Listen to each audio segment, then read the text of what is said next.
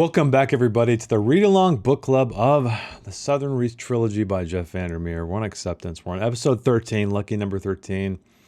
And this book is really coming together. I believe this is kind of the beginning of the end for a lot of people out there. So those of you who have been hoping for a very complex, big, sweeping plots about why Area X is the way it is or how it came to be, this, unfortunately, might be where we lose you. Because, as you can tell, as all of these novels have been, they're very personal stories. Even though Authority has had, some kind of, political intrigue, we'll call it. The first book was very character-driven. I believe the second book is as well. And this third book is really bringing it home and showing you that it's not about some crazy conspiracy. It's not about some kind of master plot or perhaps a crazy alien invasion. Although, I mean, that could be implied. It's about a single man. It's about a single man who fled from the North, who was an ex-pastor. And he, rather than projecting himself outward, he wanted to look inward. And so he became a lighthouse keeper. Very quiet existence on the Forgotten Coast. And that's what's makes this story so beautiful to me, so great to me, is that it's all about a single man. It's saying so much about identity and almost really, to a degree, I know I'm not done with the book yet, so we'll see where it goes, but it almost feels like another theme in this book is you can't run away from who you are, your nature. There's all kinds of commentary about clones and second chances and, maybe redoing some things you regret, as with Ghostbird and, the biologist. But she, Ghostbird that is kind of setting herself apart from the biologist as her own unique individual who isn't tied to that. And there's some hints to that there. Obviously, Control has lost control yet again, meaning he can't run away from I don't want to call him a failure, but let's just use that word for now. The biologist had the revelation that of all of the things she did, but what did she do? She didn't go and do anything else to attempt to right those wrongs, really. Not really, because she's accepting who she is. Really, this story, like I said, to me, that's a big thing because it's reinforced yet again here with Saul, the lighthouse keeper. He wanted to not project himself out. He wanted to look inward. He wanted to have a peaceful life. But what's happening? He pricked his finger on this crazy, weird, kaleidoscopic piece of glass under this plant, and he got a splinter, and his life is just changing. And little does he know, but we know that his life is about to project outward more than it ever has for his entirety of his existence, perhaps more than the existence of any human out there. Maybe with the exception of something like the Bible, but this is a literal, very real, in the context of the fiction, outward spread infection, whatever you want to call it. But let us begin with this sequence of chapters, 0004, The Lighthouse Keeper. Armadillos ruining the garden but don't really want to put out poison. Fire on Failure Island but already reported and not major. Sighted albatross, unidentified terns, bobcat peering out from the palmetto grove above the east, staring at a hiker who didn't see him. So these are interesting, and I wonder, maybe there's a second one. Maybe it's the next one in the chapter, I think, when things start to get weird. And to me, I was thinking about why Vandermeer put these here.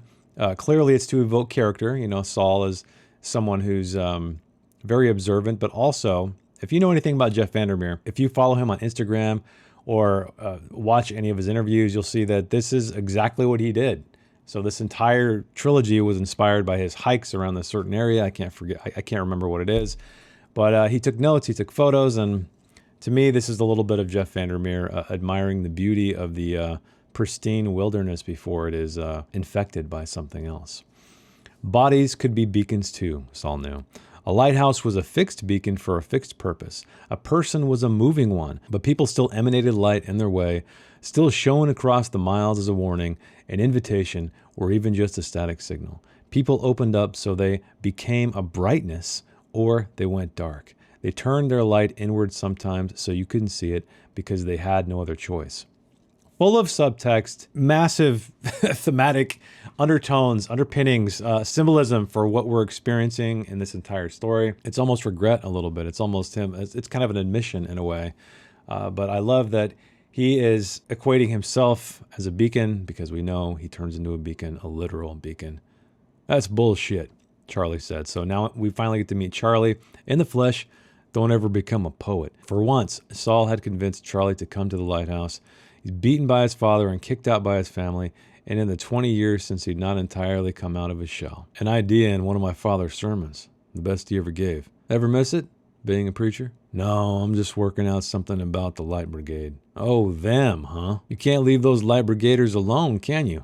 Bunch of crackpots. You too. It's not stupid, the beacon thing. It's kind of a nice thought, maybe. So even Charlie comes around a little bit. And again, even though we've read 2 novels already, Vandermeer is continually setting the groundwork for everything to come together.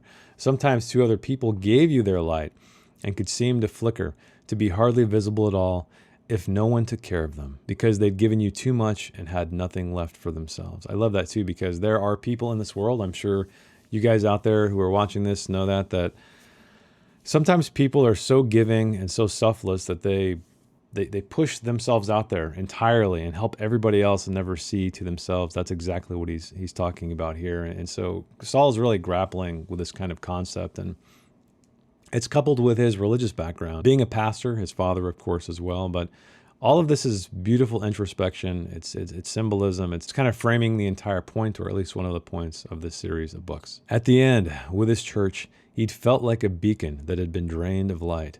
The way the words shone out from his mouth. Interesting right there. We remember that scene, what happened to the psychologist at the end of Annihilation. And it almost didn't matter what light they created. He'd pulled from the Old Testament and from deism and the esoteric books available to him in his father's house. That sounds very Lovecraftian, doesn't it? And one awful day, he'd realized, betrayed by his passion, that he was becoming the message. So this is why he abandons everything, looks inward rather than pushing himself outward, and goes to seek a very solitary life. In the afternoon, he saw Gloria walking up the beach. This little girl, the psychologist. Why don't you do something about those armadillos? I like armadillos, he told her. Old Jim says they're pests. Old Jim. So Old Jim, if you did not know, I did a little peek. He's going to be one of the POV characters in Absolution. Old Jim lived down one of the dozens of dirt roads at the end of the maze of them, in a glorified shack near an illegal drop site for barrels of chemical waste. More commentary from Vandermeer, ad hoc proprietor of the on-again, off-again Village Bar. Is that what Jim says, huh? Old Jim said you were crazy because you saw a kangaroo around here. Maybe you need to stop hanging out with old Jim. So did you see a kangaroo? My God, is this what it would have been like having kids?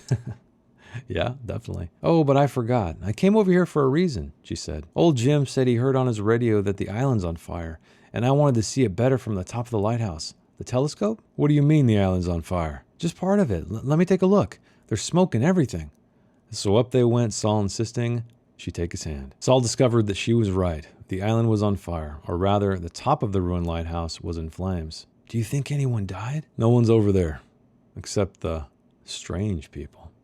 Even after he had let Gloria take his position on the telescope, Saul thought he could still see the thin fractures of smoke tendrils on the horizon, but that had to be an illusion, right? He's starting to see things in the corner of his eye. He is starting to change. Strangeness was nothing new for Failure Island. The lens in his lighthouse had previously graced the ruined tower on the island. In some people's eyes, that meant some essential misfortune had followed the lens to the mainland. Perhaps, right? Yeah, definitely. With a sudden storm come up and lightning breaking the sky, how the lens had almost sunk to the ship that carried it. So this sounds like a very cursed lens. We learned a little bit about this, I think it was Authority, I believe. While Gloria was still glued to the telescope, Saul noticed something odd on the floor near the base of the lens. A tiny pile of glass flakes. Saul pulled up the lens directly above the glass shavings. He found a fissure where the glass met the mount. The hairline cracks pushing out from the space resembled the roots of a plant. I love it. Beautiful. Unable to shake the irrational feeling of hidden connections, the sense that something had escaped from that space.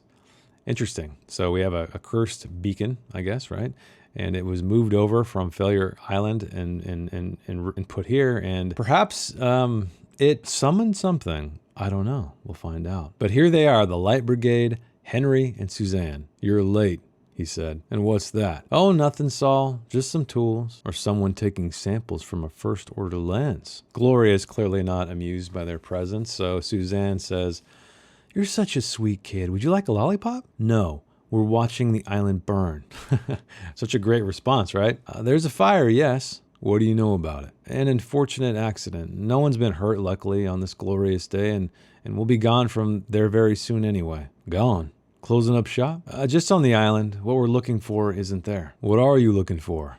Something that would make you damage the lens? We haven't touched the lens. You haven't you, Suzanne? And if they'd done it, they just lie again. So he relented and with difficulty tore Gloria away from the telescope, knowing she'd been listening the whole time. Down below in his kitchen, he called the fire department in Bleekersville. And we remember that is where the psychologist's house was. Gloria was sitting in a chair at the table, absent-mindedly gnawing on a candy bar he'd given her. Go home once you finished. Saul, you're my friend, but you're not the boss of me. He wondered if Gloria's mother had said that more than once. She was going to do whatever she wanted to do. They all would. And he would just have to put up with it. So he's out of control. He feels like he's surrounded.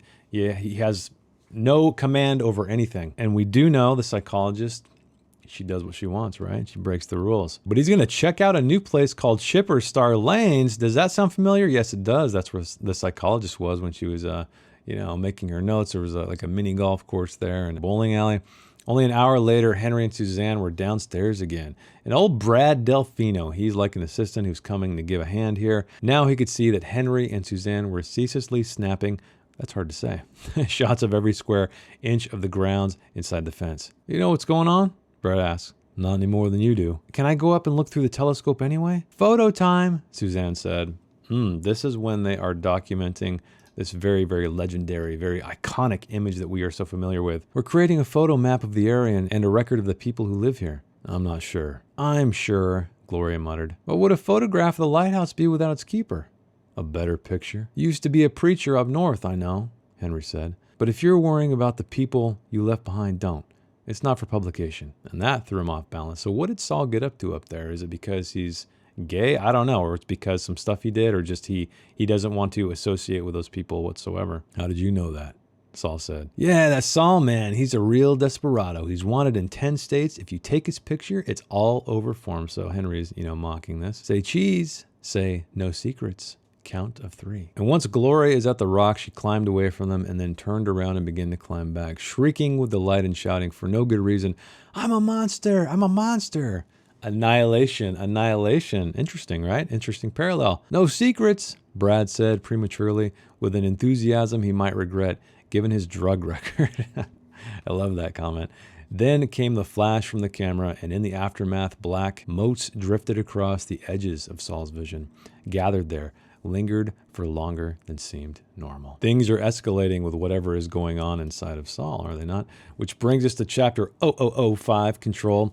They had exploded through and ended up out of the terrible corridor between the world and Area X into a lack of air that had shocked Control until the solid push of Ghostbird's body against his, the weight of his backpack pulling him down, forced him to fight against the slapping pressure of what his burning eyes, strangled throat, told him with salt water. That is an entire sentence. That's beautiful. Jeff Vandermeer, we're going back in time to witness Control and Ghostbird coming into Area X, and it's just statement after statement, comma, comma, comma. It gives you this visceral rush as Control goes through this experience. Ghostbird, he recognized dimly, had already shot up past him. Only when a true Leviathan appeared did his oxygen-starved brain understand that he had emerged into a roiling school of some kind of barracuda-like fish, now being disrupted by a larger predator. So this is really cool. He just pops into existence. There's this massive fish creature trying to eat these other fish that are around. A megalodon, he notes, of a kind. Lowry in yet another form. Pick up the gun, Control, said his grandfather. Pick it up from under the seat, then jump. And he did jump. Did Lowry or anyone have a phrase that could save him? Consolidation of authority. There's no reward in the risk. Floating and floating. Paralysis is not a cogent analysis. What does Control want here? He wants control. Well, not really. He wants to be hypnotized. That's what all of these words are. So he's feeling very, very helpless. He's kind of receding back into his shell, which I think Ghostbird literally says, or maybe he's already said, I don't quite remember. A familiar hand grasped his drifting wrist and yanked him upward so that he was not just a swirl of confused memory, a bruised body, a cipher, but apparently something worth saving. I like that because he feels like he has no value anymore, but apparently something worth saving. Someone in the process of being saved. It's such a great, it's like a realization and then an action, a conclusion of this realization. Then they were on the shore and Ghostbird was kissing him for some reason. So maybe this is why he is even more attracted to her, even though we know that she's just trying to do CPR and get the water out of his lungs, because water gushed, then dribbled from him, and he propped himself up. Lying there on his side, he could see the lighthouse in the distance. Ghostbird says, "We're not going there. We're going to the island." And just like that, he'd lost control. Man, the writing in this is so great. Hopefully you guys are appreciating it or enjoying it, I guess, as much as I am. Now on their fourth day in Area X, Control followed Ghostbird through the long grass, puzzled, confused, sick, tired. Worse still, the gravitational pull Ghostbird exerted over him, even as she was indifferent to him, even as they sometimes huddled together for warmth at night. Getting a little cozy there. So Control has lost control. We're in a different environment now. We're in Area X. This is where Ghostbird came from. So she is in control. This is her environment. So Control, obviously, his environment was the Southern Reach, sort of, even though he couldn't find control there either. Yet her message to him, the moment he had crossed a kind of border and she'd moved away from him, had been unmistakable and absolute. So he'd retreated to thinking of himself as Control from necessity to try to regain some distance, some measure of the objective. Okay, there we go. He's completely retreating into his shell. "How can you be so cheerful?" he'd asked her. "Because I'm alive," she replied. "Because I'm walking through a wilderness on a beautiful day." He shoved his hands into his jacket pocket from time to time, clenched his fist around his father's carving, taken from the mantel in the little house on the hill in Headley. So he has a little memento to keep himself soothed, as it's noted right here. But he dove, resentful at their pull, into re-examining over and over his rescued Whitby pages, the terroir pages. So he is focusing on this instead of focusing on anything else. Quoting Whitby's report as he remembered it, paraphrasing, had they in fact passed judgment without a trial, decided there could be no treaty or negotiation. That might be closer to a truth, to a kind of truth. Condemned by an alien jury, Control said. Not likely. Indifference. He covers that too. Would that not be the final humbling of the human condition? That the trees, the birds, the fox, and the rabbit, and the wolf, and the deer reach a point at which they do not even notice us as we are transformed? Whitby definitely had a lot of it figured out. And that would definitely be a humbling experience, considering we view ourselves as masters of the entire earth. Or this, or are we back in time, some creature or impulse from the past replenishing us as we grind to a halt? Stupid thing to say. Natural places are no different than human cities. The old exists next to the new. Invasive species integrate with or push out native species. She's right. I'm trying to separate out the pointless from the useful. I'm trying to make some progress as we trudge over to this island. Did any expedition ever make it to the island? She asked. If they did, nothing came back to the Southern Reach about it. Why all the focus on the lighthouse, the topographical anomaly, and not the island? You'd have to ask the former director about that, or you'd have to ask Lowry. We think in terms of machines, not animals. The enemy doesn't acknowledge machines. She laughed at the machines, not animals. It definitely understands and acknowledges the machines and understands them better than we do. Have you not understood yet that whatever's causing this can manipulate the genome, works miracles of mimicry and biology? Miracles, interesting word there, considering Saul used to be a pastor. Knows what to do with molecules and membranes, can peer through things, can surveil, and then withdraw. That, to it, a smartphone, say, is as basic as a flint arrowhead, that it's operating off of such refined and intricate senses that the tools we've bound ourselves with, the ways we record the universe, and probably evidence of our own primitive nature. Perhaps it doesn't even think that we have a consciousness or free will, not in the ways it measures such things. So she's just basically saying, declaring anyway, that this is a very hyper-intelligent being, far more intelligent than anything close to us. So, views us as like cavemen if we're conscious at all. So we give up.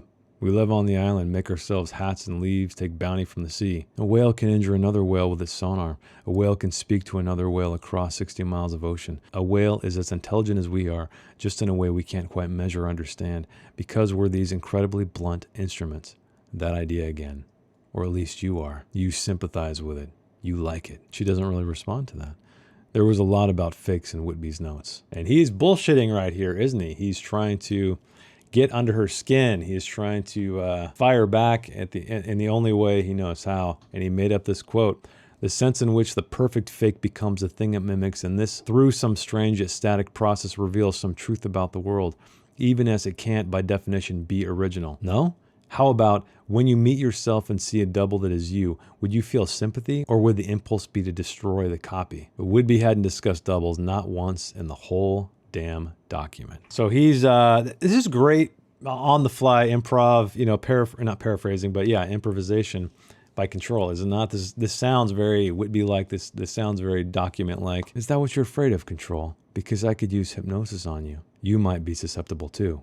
I'm not. But you're the double, the copy. Maybe the copy doesn't have the same defenses. Go ahead and test me. Say it.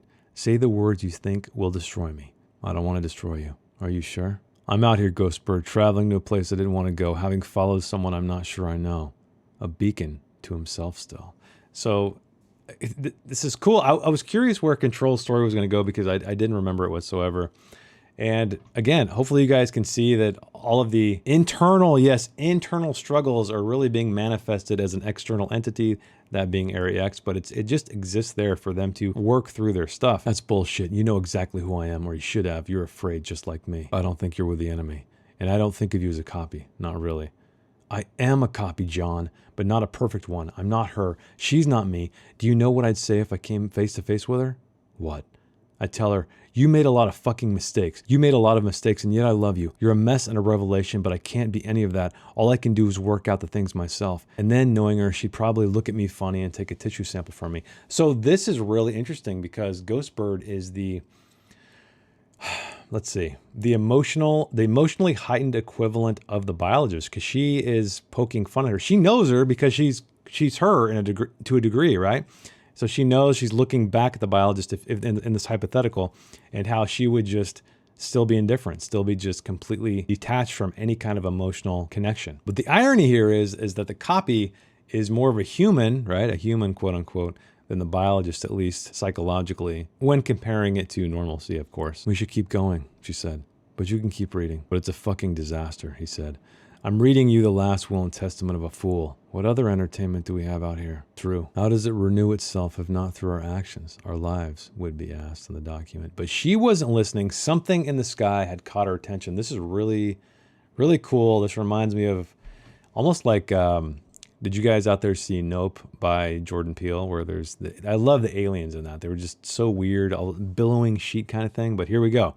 Across the deepening blue, high up, something drifted that resembled ripped and tattered streamers, long and wide and alien. Control thought of an invisible shredded plastic bag eviscerated to elongate and drift through the sky, except it was thicker than that, and a part of the sky too. So it almost feels like a breach. It almost feels like something else, like almost like it's a tear, right? And it's billowing like this sheet, and it's very indescribable, although I feel like Jeff Vandermeer did a great job. Get down, Ghostbird said. He could feel the brightness in him now, stitching through the sky in a terrifying way, rippling, diving, rising again, and there came a terrible whispering, that pierced not his ears, but all of them, as if small particles of something physical had shot through him. So he is being discovered, and this is when he feels the brightness that the biologist felt. The wavery lines that are there and not there. A line from Whitby's report he hadn't shared because he hadn't understood it. Stay still, Ghostbird whispered in his ear. As it curled in and through the sky, he could hear it rippling, diving, rising again like traces of a sail until, as he risked a look, he saw some impact in the air freeze it in place, and for a moment it was stretched as taut skin, almost brittle, unyielding. Such a weird, very alien thing. Then with a final plunge and ascent, coming far too close, the presence winked out of existence or slipped out of the air, and the sky was the same as before. This is really weird. I'm excited. I'm happy that I've forgotten all this, and I honestly don't know if it makes an appearance again. They remained that way until a storm slipped across the sky. Amongst the raindrops that drenched them, dark, slippery, tadpole-like things hurtled down and disappeared into the soil. So this, to me, it feels almost like it's impregnating the earth in a way. These tadpole things, to me, they feel like maybe little sperms. I don't know, maybe I'm looking too deeply, but that's kind of the vibe I'm getting, where this weird effect, is raining down things to change the people and the soil and the animals and everything there. I don't know, maybe I'm crazy. What do you think that will become? Whatever everything else is becoming here. After a time they stood. After a time in silence, they continued on, walking closer together than before. So finally he's getting that, she's fearing it, he's fearing it. They need that human connection.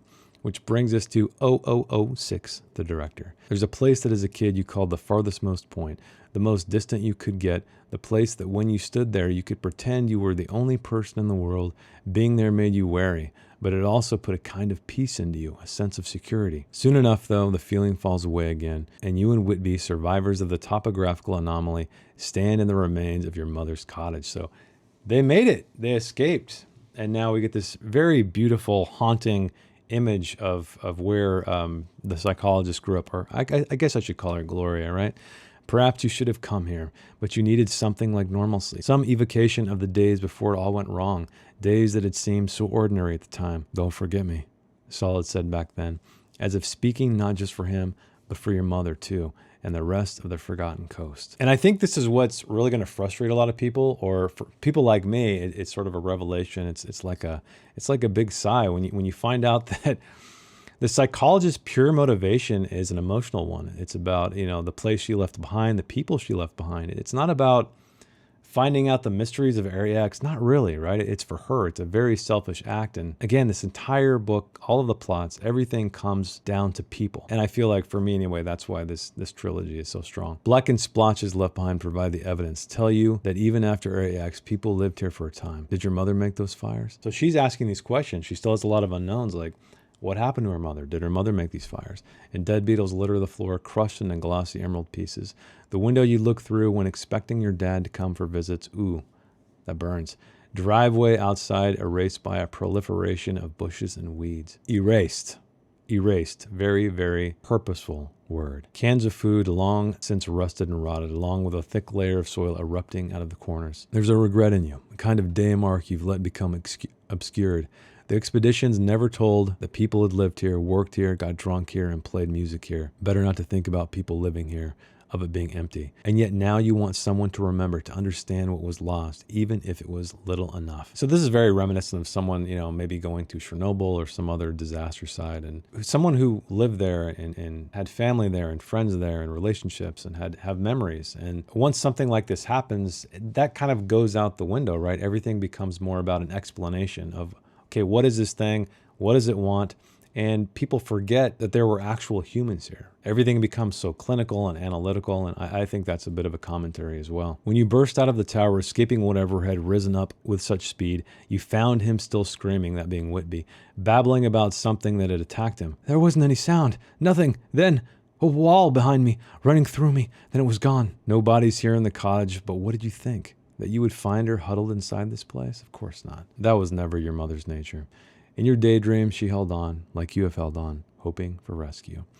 From the window of your room in your mother's bungalow back then, you could see the surf under the moonlight as a series of metallic blue lines, dark water squeezed between them. Sometimes those lines had been broken by her figure as she walked the beach late at night, kept awake by thoughts she never shared, her face turned away from you, as if searching even then for the answers you seek now. Such a beautiful final line to that paragraph. What is this place? Why are we here? This is where I grew up. My parents divorced when I was 2. That vine-strewn shadow there, that was my room. You would tell them if you could. My parents divorced when I was 2. My dad left. He's kind of a small-time crook.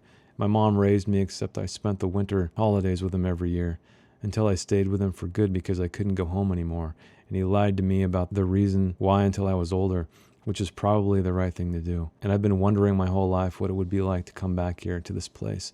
Wondered what I would feel, what I would do. Sometimes even imagined there would be some message, something my mom had the foresight to put in a metal box or under a rock, some sign, because even now I need a message, a sign. That is such a cool way to give exposition of someone's background, because this is running through her mind, and it's all exposition, but it's kind of disguised as dialogue, but not in a crappy way. It's she doesn't feel ready, or she can't disclose this to him, even though this is what she wants to say. This is everything she's thinking, because what do people always want in situations like this? They want closure, and she cannot have it. And that is why she is so fixated. She is doing all of this, risking everything, risking lives of people, not just her own, for closure. But there is nothing in the cottage, nothing you didn't already know, and there's the lighthouse at your back, laughing at you, saying, I told you so. Great personification there. And all you can see is the expression on Saul's face the last time you saw him as a child, and your last long look at the Forgotten Coast through the dusty back window of the car as you turned off the dirt road onto a paved state road, and the distant ripple of the sea passed from view. So, such a great visual. I picture this little girl again, her hands up on the window, looking out, speeding away, and everything she knows and loves is being shrunken to a pinprick as she goes forever. Well, she comes back. Which brings us to 0007, the lighthouse keeper, 2 freighters and a Coast Guard vessel sighted last night. Something bigger out on the horizon. What could it be? Oil tanker? There is the sea, vast and spacious, and there the ships go to and fro. Feeling a little sick, so visit a doctor, which is Gloria's mother, of course. And he finds a horned owl atop a hortus, the horned owl, which is on the cover of the book, isn't it? At least the original cover. Acts of loving kindness, the usefulness of guilt.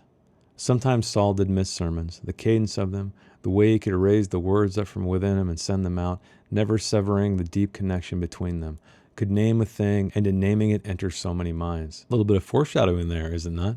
At the end, he did not know what he meant or what he believed, and so he had given up on the prolonged shudder that cast off an entire life and fled as far south as he could, as far remote as well. Fleeing, too, his father, who had fled off that growing cult of personality, had been at once manipulated and envious, and that had been too much to bear for long, that a man so distant, who had projected so little light, should now reveal to Saul only those emotions he did not want. So he's running away from his father. He's running away from himself in a way. He's running away from being a pastor. And some of these lines I like as well, especially the sometimes Saul did miss the sermons, because it's like, I've noticed a lot of discourse around this online anyway, about how, we're so eager to kind of strip away spirituality, right? A lot of us anyway are kind of pushing away old religions like Christianity or Islam or anything like that. And we're trying to maintain a secular ideology. And I think for some of us, it's kind of an empty existence in a way, right? And so to me, you can see that he's missing that, even though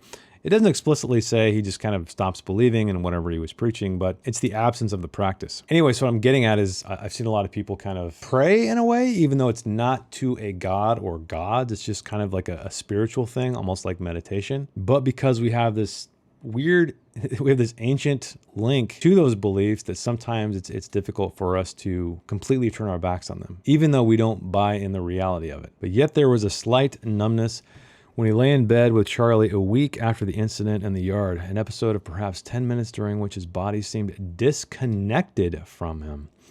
He would look out to sea and find things swimming in the corners of his eyes that he could not quite explain. Today he had walked into his own kitchen and found Suzanne. She's making a sandwich there without any shame or embarrassment at being found out. This is a weird encounter. Henry had come in then, forestalled Saul's own questions, his lecture about not taking people's things for granted. And it's probably just a coincidence, but ever since your freak out in the yard, our readings are off, distorted. Sometimes it's like the equipment is junk, doesn't work, but we've tested it. There's nothing wrong with it. I'm right, am I not, Saul? Oh yes, it's working all right. So he kicked them both out, called Charlie to ask them if he could have lunch, locked up his living quarters, and drove to the village bar to take a break. Henry's a freak, he said to Charlie. He's got a stare like some kind of uncanny undertaker, and Suzanne just follows him everywhere. One day they'll be gone, little freaks. Freak brigade. They took up the conversation later at Charlie's 2-room cottage. Are you sure they're not escapees from an insane asylum? If you took away the insane people, no one would be left, except me, Charlie said. Except me, and maybe you. Except by then, they had so lit each other up under the sheets. Ooh, it's getting hot in here. That they could have been saying anything and were. It was Gloria who changed his mind about seeing a doctor. You're different, Gloria said. I'm a day older and wiser, he replied. Shouldn't you be in school? Then you'd be wiser too. Teacher workday. Lighthouse keeper workday here. His skin felt elastic, formless, and a tick under his left eye kept pulsing in and out. Then show me how to do your work and I'll help. You want to become a lighthouse keeper? No, I want to use a shovel. The shovel is bigger than you. Get another one from the shed. Why are you different? I told you, I'm not different. But you are. It's because of the splinter. Splinters hurt, but they just make you bleed. This one was different. I don't really understand it, but I'm seeing things in the corner of my eye. You should go to the doctor. I will. My mother's a doctor, so she is. If I was different, I'd go see her. You live with her. So? Why are you really here, to interrogate me? I think I don't know what interrogate means, but I do, she told him, walking away. When Henry and Suzanne left for the day, Saul climbed to the top of the lighthouse and looked out onto the rich contrast of sea and beach. He'd been standing in the lantern room the first time he'd seen Henry so many months ago. They left their equipment, the metal boxes with the strange dials and readings. Something was wrong, that he was more and more a stranger in his own skin, that perhaps something was beginning to look out through his eyes. Infestation was a thought that crept in at moments between wakefulness and sleep. Sleep and wakefulness, drifting down the passageway between the two. There was the sense of something sliding more completely into place, and the feeling confused and frightened him. Thankfully, Gloria's mother, Trudy Jenkins, agreed to see him on short notice about an hour before nightfall. It was rumored that Trudy had come to the Forgotten Coast after plea bargaining a drug trafficking charge. I had this sliver. Another thing about Trudy was that he could talk about the sliver. So he's finding comfort in her presence. You believe something bit you? Maybe not a bite so much as stuck me. I had a glove on my hand, but I still shouldn't have reached down. It might not have anything to do with how I've been feeling. Yet how could he have known? The moment of sensation, non-sensation, he kept returning to. Your kid wanders over the lighthouse quite a bit. I hope she's not a problem. No, she just climbs on the rocks a lot. She's a climber, all right. Gets in everything. Could be dangerous. I'd rather she go to the lighthouse and be around people I know than wander off on some trail or something. A little bit of subtext here, right? Saul is testing the mother. She's got a talent for identifying poop. She gets it from me. I taught her all about different kinds of poop. I think she might be a scientist when she grows up. She calls me the defender of the light. He didn't know where that had come from, but he had liked it when she'd call him that. So Saul's really, he's almost like a messiah, right? We keep talking about beacons and brightness and light and defender of the light and holder of the light and all this light stuff. And we do know that Area X it's transforming things, and it is horrific. And I think, again, that's what's the coolest thing about this whole story is that it starts off as like a horror story. Like it's all these people transforming and, you know, losing loved ones and disappearing. And it's just like the X-Files kind of mystery, but it's all coming from a good place. It's all coming from this man named Saul who is, you know, infected, if you want to call it that, by some alien thing, I guess. It's beautiful, right? It's a pristine wilderness. It's like the earth resetting, even though it's a very painful experience for a lot of people, and we don't want to accept it. I can't find any indication of anything abnormal on your arm or hand. I can't even find a mark. But if it's been a week, it could have faded. Something told him to look back as he drove toward Failure Island. A faint pulse of red light blinked on and off, perhaps from the ruined lighthouse, blinking out a code he didn't recognize, a message from Henry that he didn't want to receive. And now Control and Ghostbird are headed to that island, so I'm really excited to see what they find. He felt as if he really did live on the edge of the known world, as if he was alone in the way he wanted to be alone, when he chose to be in, and not when the world imposed it on him. Yet he could not ignore that tiny dot of pulsing light still coming from Failure Island. At some point he knew that he had fallen asleep on the top step and that he was dreaming. So now this is when things get crazy. Even more stuff is revealed in Saul's dream. He was walking toward the lighthouse along the trail, but the moon was hemorrhaging blood into its silver circle. The oceans were filled with graveyards of trash and every pollutant that had ever been loosed against the natural world. Wars for scant resources had left entire countries, nothing but deserts of death and suffering. Diseases had spread and its legions of life had begun to mutate into other forms, moaning and mewling in the filthy burning remnants of once mighty cities, lit by roaring fires and crackling with the smoldering bones of strange, distorted cadavers. So, again, this is more just him projecting, I guess, about the evils of the world, the destruction of the world. And we remember some moaning and mewling things, don't we? The part bore part, I can't remember, but the guy who molted, you know, one of the guys from the past expedition. Out of this landscape, Henry rose too at the lighthouse door. So what's he got to do with it? And he says, and God said, let there be light. God said, Saul, and he has come from so far away and his home is gone, but his purpose remains.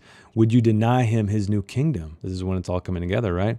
Inside the lighthouse, Saul found not stairs leading up, but a vast tunneling into the earth. There you go. It's not the tower, it's the tunnel. An overwhelming spiral that wound down and down.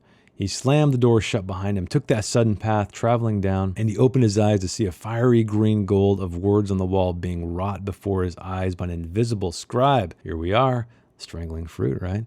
Even as he knew the words came from him, had always come from him, and were being emitted soundlessly from his mouth. Each word had been unraveling his brain a little more, even as each word also offered relief and the pressure from his skull. Blinding white light, a plant with leaves that formed a rough circle, a splinter that was not a splinter. When he woke up, he was sitting in a chair outside the lighthouse with no idea how he'd gotten there. The words still lived inside of him, a sermon now coming out whether he wanted it or not. He's been running away. You can't escape your nature. You can't escape who you truly are, whether it would destroy him or not. Where lies the strangling fruit that came from the hand of the sinner? I shall bring forth the seeds of the dead to share with the worms. Wow. Wow, wow, wow. This was a great, great set of chapters. Such a fantastic ending, which brings us to 0008 Ghostbird. Soon after the storm, the trail they followed wound back to the sea along a slope of staggered hills running parallel to the water. Now they walked through a world of broken things, of half-destroyed silhouettes against the gleaming horizon. There was a battle here, right?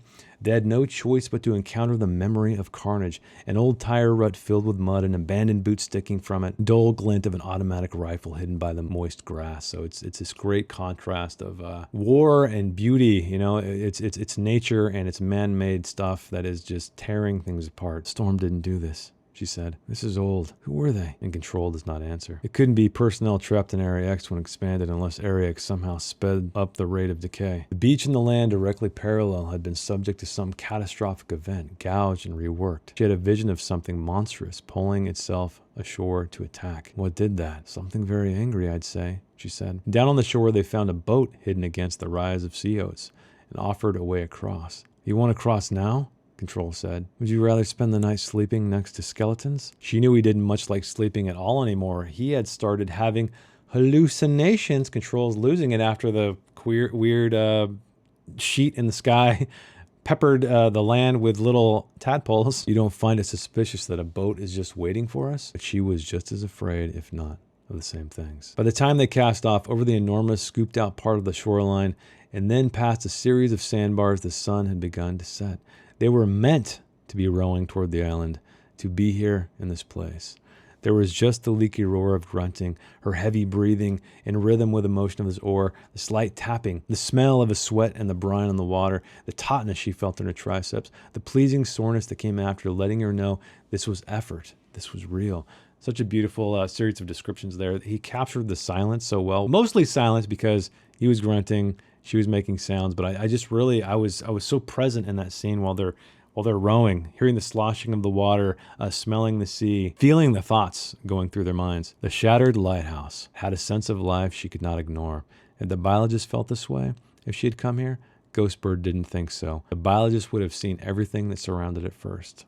Definitely. Do you feel like someone is watching us? A gulping slosh under the dock as they lashed the rowboat to the pier, the lap-licking wash and retreat over the rocks below, the creak of the planks as they came up the causeway. Somewhere beyond that, the deliberate footfalls of some medium-sized mammal making its way through the underbrush. While above them, the pale, almost luminous, jagged spire of the lighthouse rose, framed by the dark sky and the stars arrayed around it, as if it was the center of the universe. Interesting.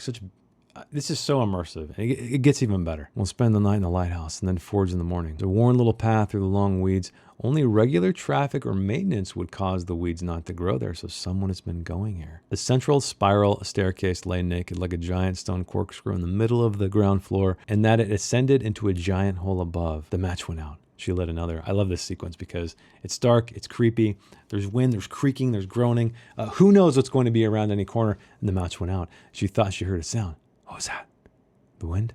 But he didn't seem certain. She lit another match. Nothing. No one. The match went out from a gust of wind coming from the stairwell. A shadow sat halfway up the steps of the staircase. A rifle aimed at them. The shadow resolved into a black woman wearing army fatigues, compactly built, curly hair cut close to her head. Hello, Control, the woman said. Grace Stevenson, the assistant director. Holy shit, Grace is here. Totally forgot about it. Again, I don't know why this book, I didn't remember that much. I'm loving it though because I don't know what's going to happen. Anyway, so much to talk about. Let me know how you're feeling thematically about this, because with all of these revelations, all of these reveals, I feel like Vandermeer is trying to tell us that we can't go back. Almost like, you know, it's tied to sort of the destruction we do to this planet, because I know he's really into environmentalism. And so he's almost saying like Area X is allowing us to go back, even though in reality we can't go back. Once we destroy the Earth, it's done. But he's entangling it with humans, with humanity. He is not just making it a preachy environmentalism novel. No, he is making sure we are emotionally tied to these characters, which makes it so great. So he's not just talking about the environment. He's talking about people. He's talking about we don't have second chances. We only have one life. And apparently, even in this hypothetical, with Area X being able to make copies, we still don't have second chances. So beautiful storytelling, beautiful writing, atmospheric, top to bottom. I don't know why people, I feel like this book is probably the lowest rated out of the three, and maybe it has something to do with the way it ends. I don't know, but man, so far I'm loving it. Let me know down in the comments on the Discord server how you're feeling about it. And I feel like for the next section of chapters, let's just do it. Let's read all of part 2, all the way through chapter 6, which is the passage of time and pain.